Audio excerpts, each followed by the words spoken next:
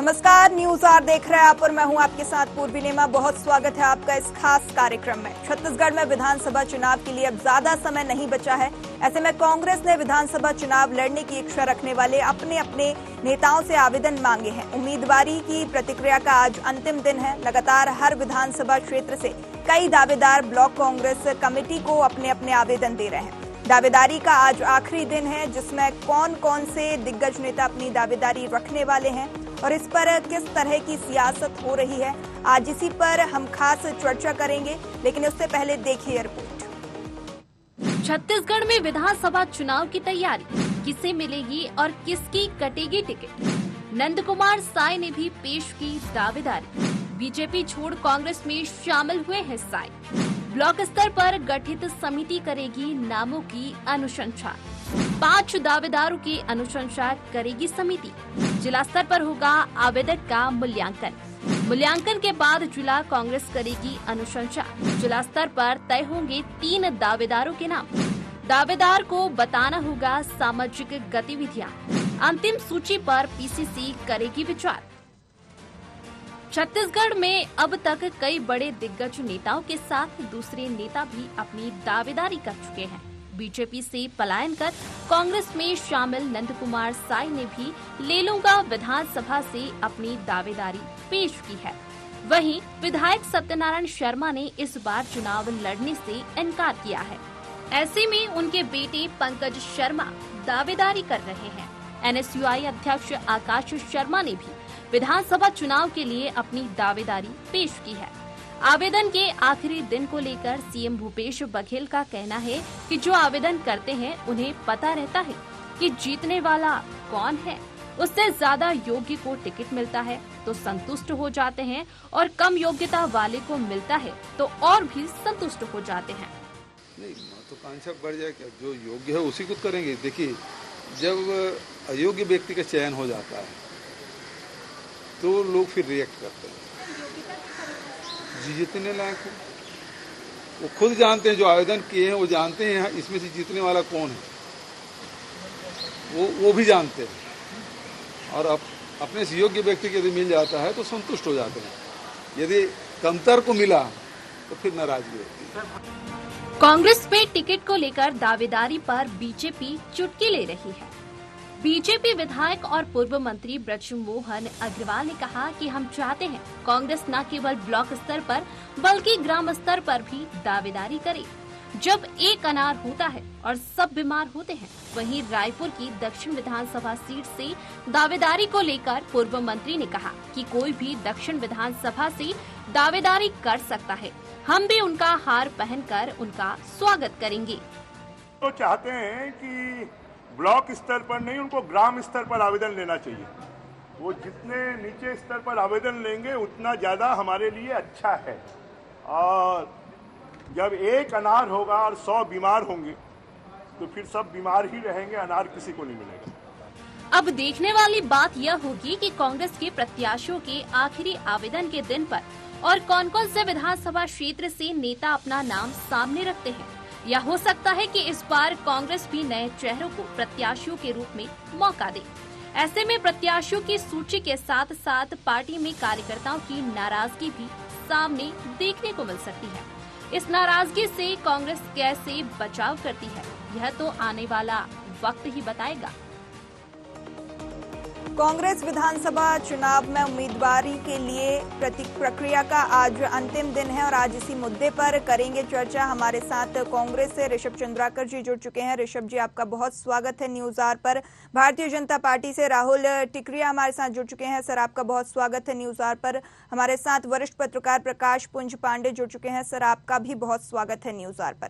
सबसे पहले हम रुख करेंगे कांग्रेस की ओर, जहां सर ऋषभ जी, यहाँ पर उम्मीदवारी का आज अंतिम दिन है। क्या रणनीति हो सकती है कांग्रेस की?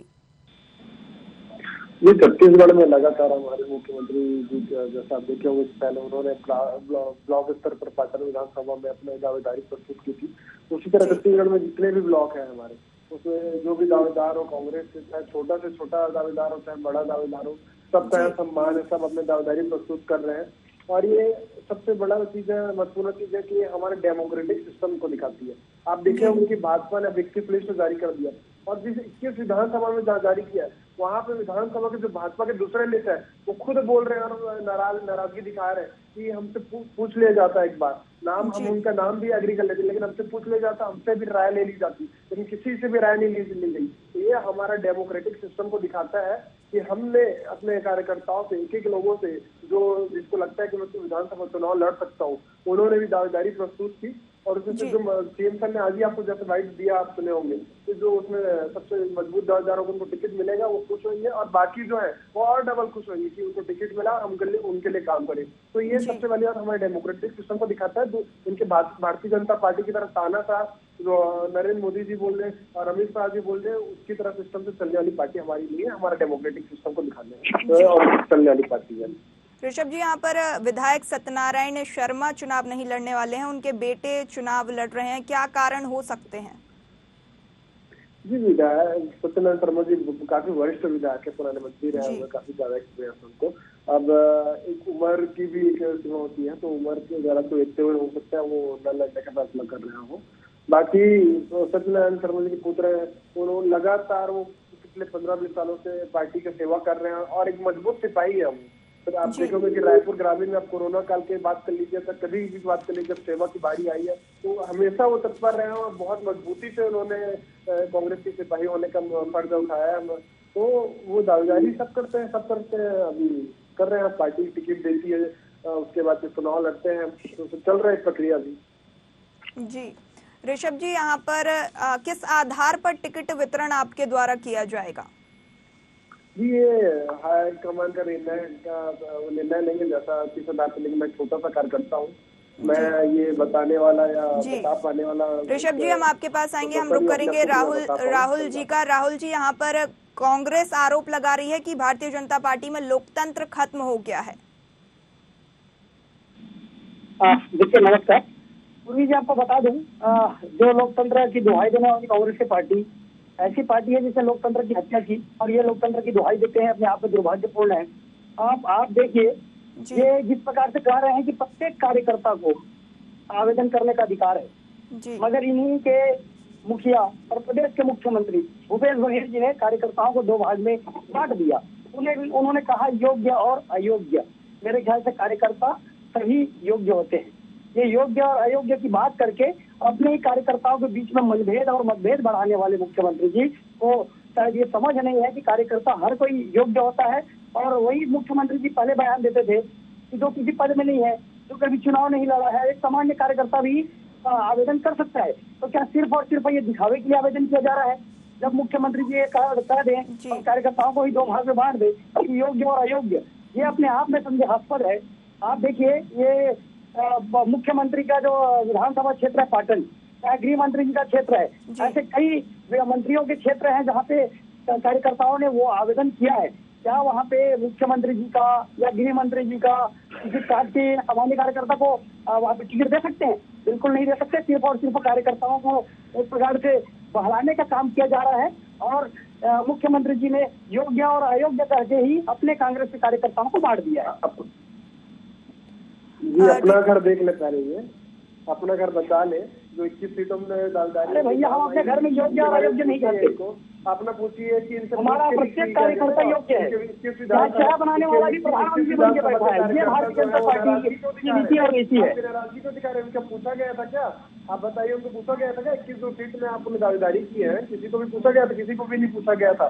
आपके मोदी और बिल्कुल भारतीय जनता पार्टी में कार्यकर्ताओं के बीच में मनभेद और मतभेद बनाने का काम नहीं किया जाता। कार्यकर्ता भारतीय जनता पार्टी का प्रत्येक कार्यकर्ता कमल के फूल के लिए काम करता है। मिलेंगे और बाकी जो है उनके टिकट मिलने से खुशी होंगी उनको भी, और उनके लिए काम करेंगे।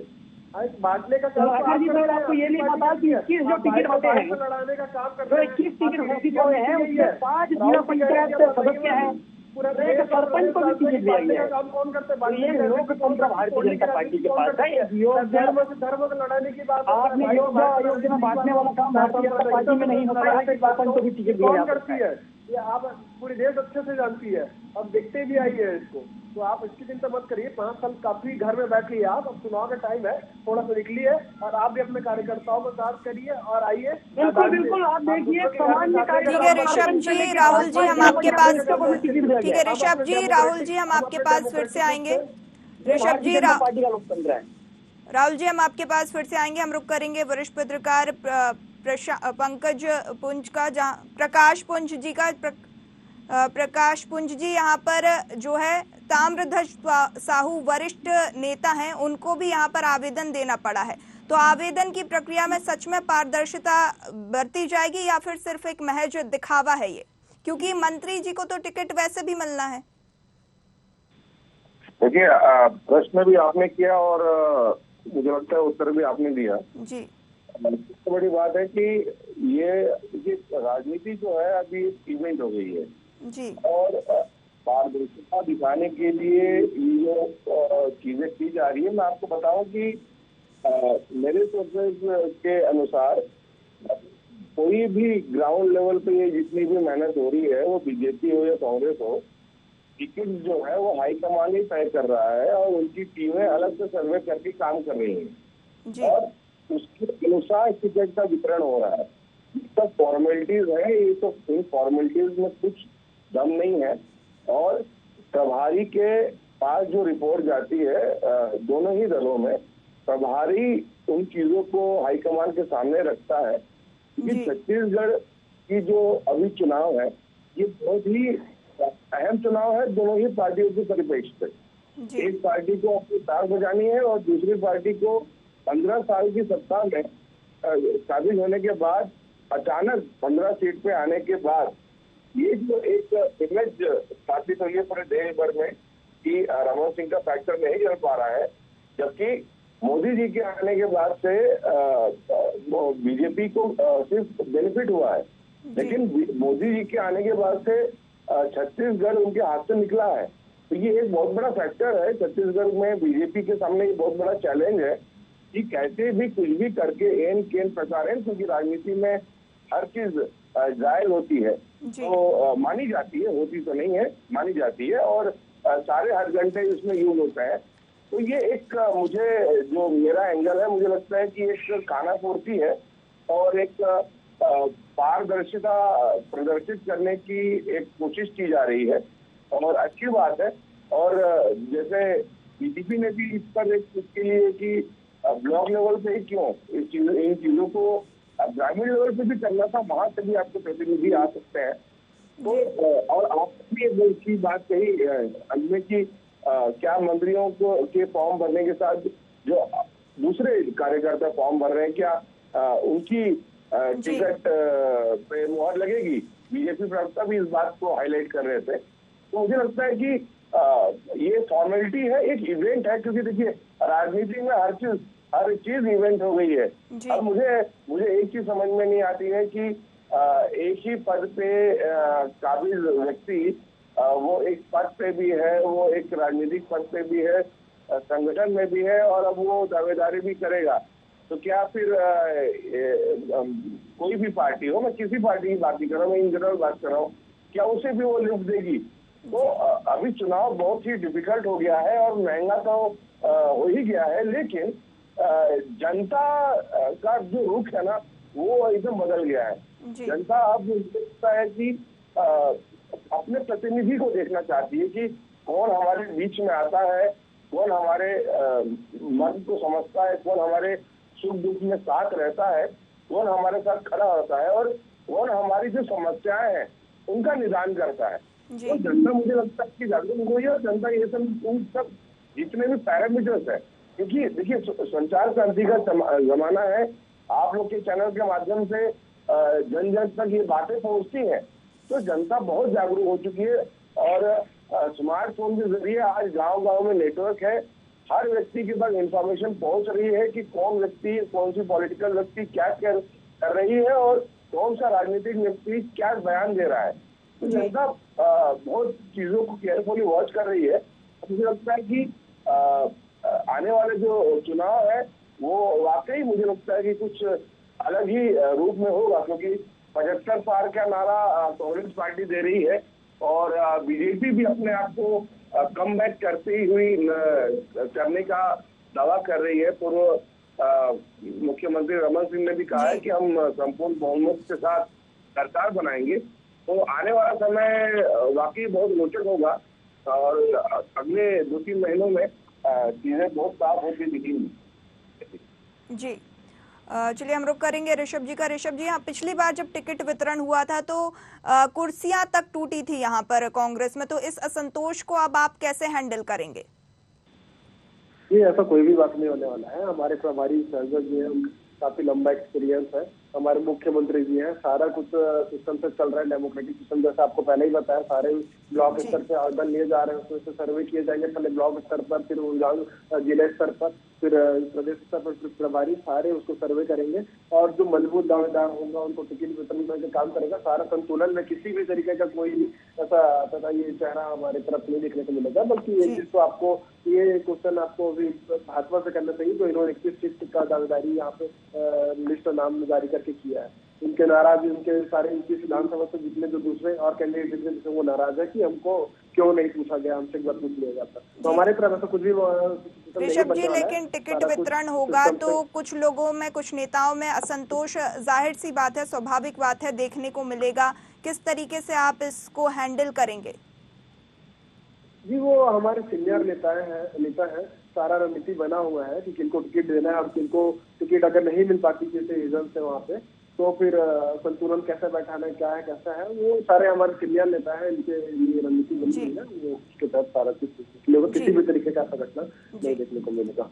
जी राहुल जी, यहाँ पर कांग्रेस का टिकट वितरण के उम्मीदवार की प्रतिक्रिया का आज अंतिम दिन है। कुछ लोगों को टिकट मिलेगा, कुछ को नहीं मिलेगा, नाराजगी देखने को मिलेगी, स्वाभाविक सी बात है। तो क्या उन नाराज नेताओं की तरफ आपकी नजर रहेगी? देखिए, राजनीतिक दल है और हर किसी के लिए हम भारतीय जनता पार्टी का दरवाजा खुला हुआ है, कोई भी आ सकता है, उसमें कोई प्रश्न चिन्ह वाला विषय नहीं है जी। क्योंकि राजनीतिक पार्टी है और राजनीतिक दृष्टिकोण से दरवाजा हर किसी के लिए सदैव खुला हुआ है। तो आप एक बार फिर नाराज नेताओं को अपने खेमे में लेने की कोशिश करेंगे?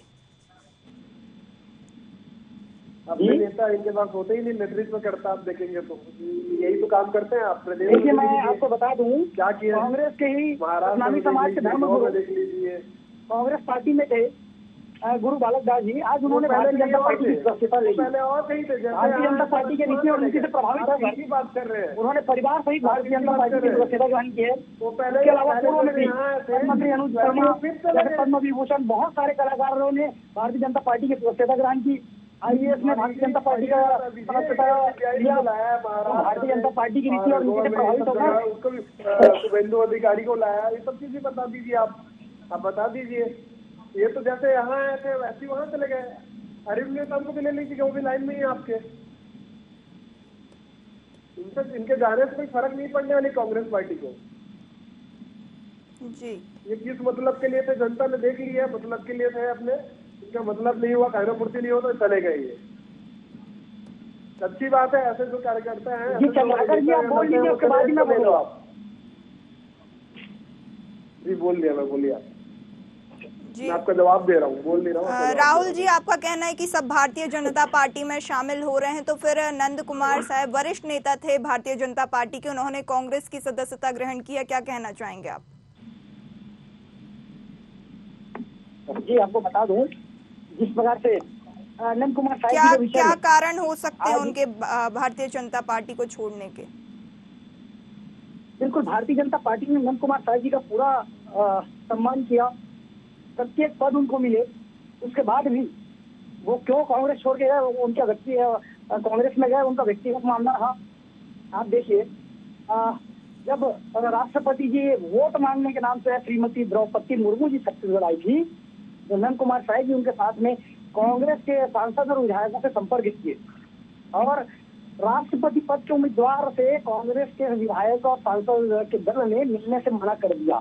उस समय कांग्रेस पार्टी के ऊपर उन्होंने आरोप लगाया था कि आदिवासियों का अपमान करती है कांग्रेस की पार्टी। मगर ऐसी स्थिति के बाद भी महज 1 साल के बाद वो कांग्रेस का प्रवेश करते हैं, और ऐसी क्या मजबूरी थी वो तो नंद कुमार साहब जी समझेंगे। क्योंकि आपको ध्यान में दिला दूं, जब वो नेता प्रतिपक्ष थे तो जोगी जी मुख्यमंत्री थे, और ऐसा क्या दबाव बनाया गया था कि उनकी बेटी कांग्रेस प्रवेश कर ली थी। तो नेता प्रतिपक्ष होते हुए उनकी बेटी ने कांग्रेस प्रवेश किया, मगर भारतीय जनता पार्टी ने उनके ऊपर किसी भी प्रकार से प्रश्न चिन्ह नहीं खड़ा किया। लगातार उनको पद से नवाजा गया, लगातार उन्हें पद की प्रतिष्ठाएं आपने छत्तीसगढ़ में उनका व्यक्तिगत मामला है। छत्तीसगढ़ में मैं प्रश्न पूछना चाहूंगा कांग्रेस के प्रवक्ता से। उसी के बाद उतारे थे जिस पर अभी 4 दिन पूर्व भीतर जी का बयान आया, उन्होंने कहा कि अन्य पार्टी से है, किसी भी व्यक्ति को टिकट नहीं मिलेगी। कांग्रेस कर रही है। और नंद कुमार साहब ने ऋषभ जी पहले ऋषभ जी राहुल जी की बात कंप्लीट हो जाने दीजिए। ऋषभ जी राहुल जी को अपनी बात कंप्लीट करने दीजिए। पूर्वी जी, मैं प्रश्न पूछना चाहूंगा। अभी 4 दिन पूर्व कांग्रेस के प्रदेश अध्यक्ष दीपक बैज जी का एक बयान आया था, जिसमें उन्होंने कहा था कि कांग्रेस की पार्टी में दूसरे दल से आए हुए नेताओं को टिकट मिलने का कोई संभावना नहीं है। लेकिन आज ही खबर मिली है कि नंद कुमार साय जी ने भी टिकट के लिए आवेदन किया है। तो क्या कांग्रेस की पार्टी उनको टिकट देगी? यह प्रश्न चिन्ह खड़ा होता है। जी चलो मैं उनको जवाब देता हूं। ऋषभ जी, यहाँ पर प्रश्न चिन्ह भारतीय जनता पार्टी कांग्रेस पर लगा रही है। मैं जवाब देता हूँ इनको। सबसे पहले इन्होंने पूछा कि क्यों गए ये, क्यों गए। नंद कुमार साय जी लगातार आदिवासियों के उत्थान के लिए काम करने के लिए काम करते रहे, लेकिन भाजपा ने कभी भी इनकी नहीं सुनी, ना राष्ट्रीय ने सुनी, ना यहाँ की छत्तीसगढ़ में सरकार रहते हुए छत्तीसगढ़ की सरकार ने सुनी। उन्होंने जब कांग्रेस में प्रवेश किया तो उन्होंने क्लियर स्टेटमेंट दिया, साफ स्टेटमेंट दिया कि मैं आदिवासियों के लिए हमेशा लड़ते रहा, लेकिन भाजपा ने कभी नहीं सुनी। अभी केंद्र में सरकार होते हुए भी कभी भी इनकी नहीं सुनी। लेकिन उन्होंने देखा कि पहली बार अगर किसी के लिए काम हो रहा है, छत्तीसगढ़ में आदिवासियों के लिए काम हो रहा है, तो वो कांग्रेस की सरकार कर रही है आदिवासियों के लिए। बस्तर में हो, चाहे सरगुजा में हो, चाहे जितनी भी योजनाएं हो, इन्होंने जंगल में जवाब देना चाहूंगा। ऋषभ जी यहाँ पर, लेकिन ऋषभ जी खुद उसको वापस करने का काम किया, जेल में डालने का काम किया, तो उनको वापस निकाला जेल से। उनका जमीन लूटने का काम किया था, हमारी सरकार ने जमीन देने का काम किया।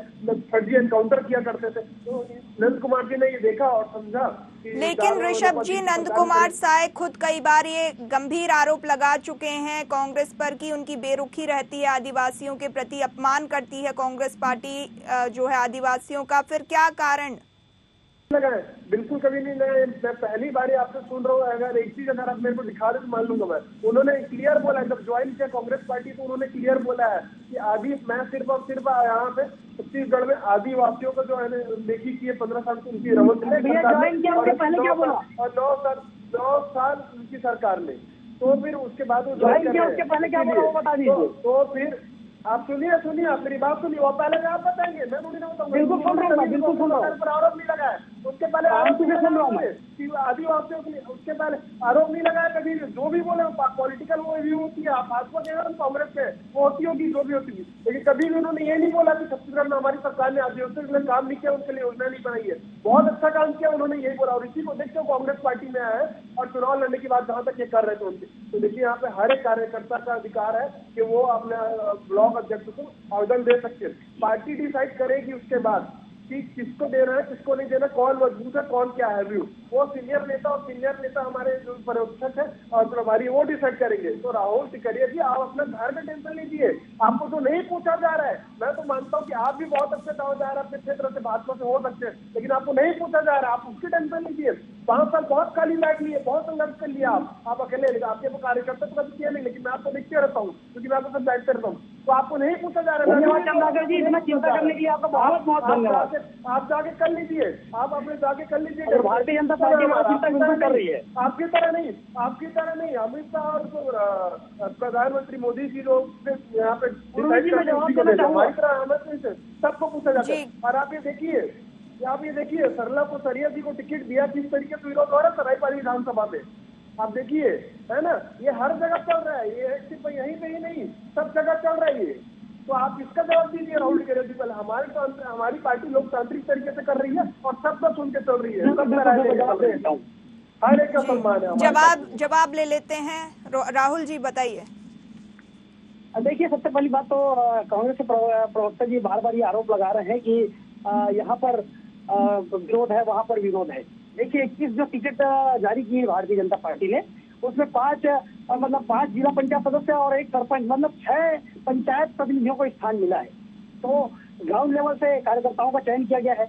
और जाहिर सी बात है, प्रत्येक विधानसभा में अगर 10-15 दावेदार हैं, चंद्राकर जी सुन लीजिए, फिर जवाब दीजिएगा आप, है ना। और अभी कांग्रेस के प्रवक्ता जी कह रहे थे कि कांग्रेस की पार्टी ने अनुसूचित जनजातियों के लिए जो काम किया, आदिवासियों के लिए जो काम किया, उससे प्रभावित होकर नंद कुमार साय जी कांग्रेस में आए हैं। अब आपको बताना चाहूंगा, नंद कुमार साय जी अगर ये आरोप लगाते हैं भारतीय जनता पार्टी के ऊपर कि आदिवासियों के उत्थान के लिए भारतीय जनता पार्टी ने कुछ भी नहीं किया, तो मैं आपको बता दूं, आपको शायद चंद्राकर के आपको संज्ञान में दे दूं कि राष्ट्रीय अनुसूचित जनजाति आयोग के अध्यक्ष बनाए गए थे नंद कुमार साय जी, उनको पावर दे दिया गया था। क्या वो आदिवासियों के उत्थान के लिए कुछ नहीं कर पाए? जरा ध्यान सुनिए, जरा ध्यान से सुनिए, मैं आपको ध्यान से सुनिए फिर जवाब दीजिएगा। उसके अलावा अरे सुन तो लीजिए, लहाट में यार यही तो समझ में नहीं आता। युवा साथी आपके कांग्रेस सरकार के खिलाफ नग्न प्रदर्शन करने पे मजबूर होते हैं। छत्तीसगढ़ समाज की तरफ देश में झुक जाता है। अरे क्या बात करेंगे, आपने आदिवासियों के लिए काम किया, आपने क्या काम किया? 15 साल में प्रकार से नौबत नहीं आई थी कि युवाओं को नग्न प्रदर्शन करना पड़े, आपने मजबूर किया, आपकी सरकार ने मजबूर किया, युवाओं को सड़कों पर आने के लिए मजबूर किया। पूर्व मुख्यमंत्री के परिवार में ये